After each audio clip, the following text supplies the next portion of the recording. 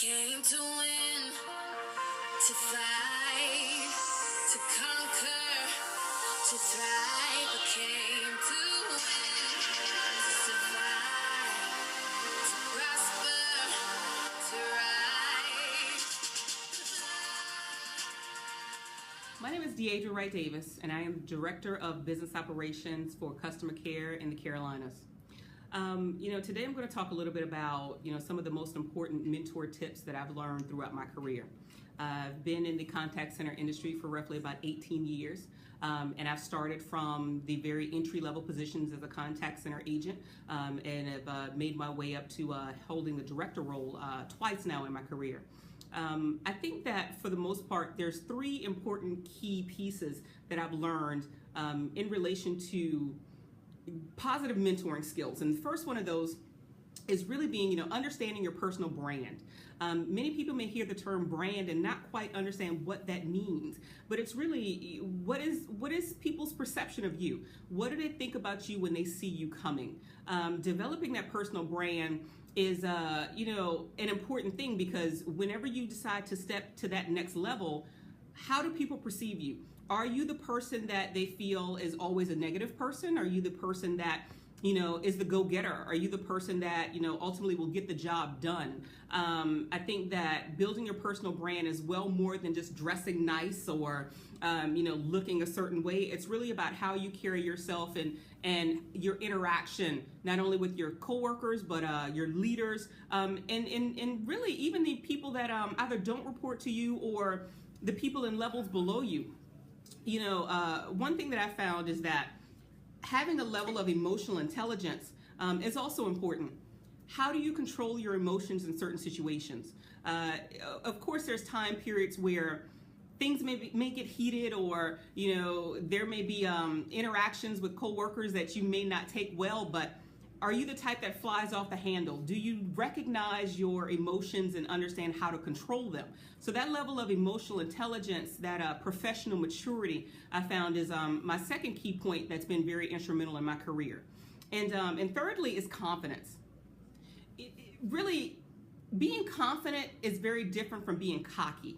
Understanding that, you could be a subject matter expert in something, or you can exude a certain level of confidence, a certain level of know-how in your position, but at the same time not come off as a know-it-all.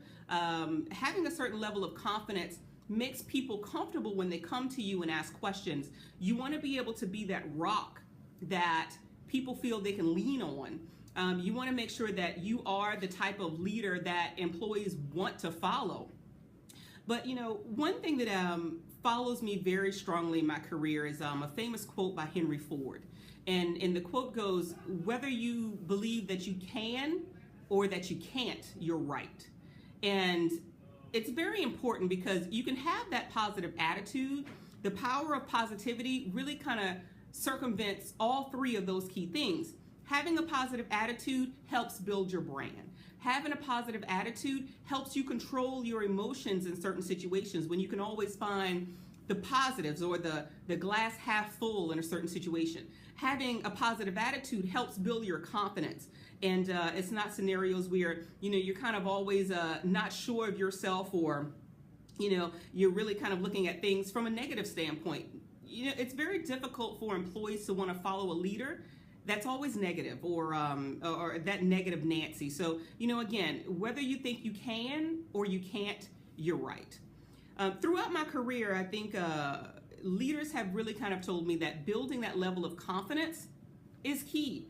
But for me, it comes full circle in going back into having that positive attitude. It doesn't cost you a thing to smile, to say good morning to someone, to look for the positives. And for a lot of people, it's a skill set that has to be worked on. Many people, may not understand that initially their first reaction may be just pointing out all the negatives. But if you can hone in on your skill set of always looking at the glass half full, that will carry you a long way in your career. So let's talk a little bit more about emotional intelligence. As I said earlier, many people may refer to it as professional maturity. But emotional intelligence is really how you react to certain situations.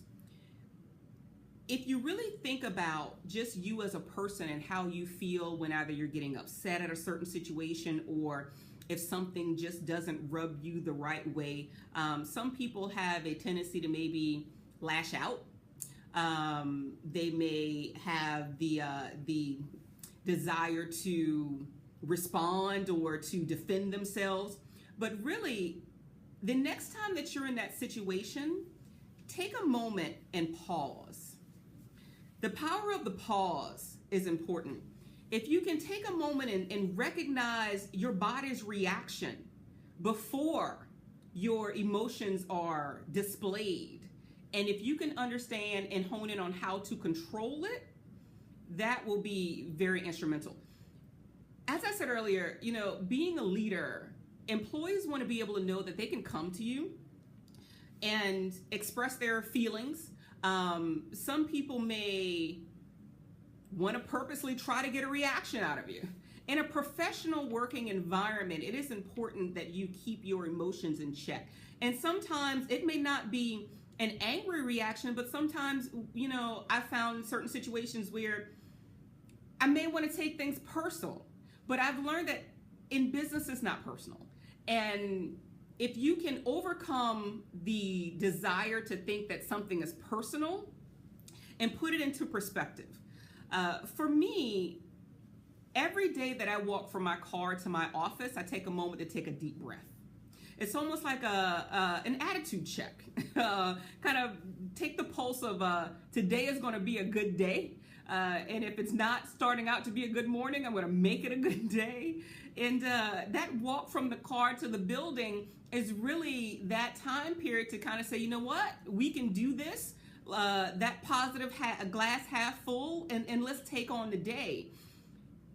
If you're the type of person that naturally allows your emotions to linger on, or something may have happened on your drive, or something may have happened at home prior to, the night before, something of that nature, really hone in on your reaction and your emotions in the workplace.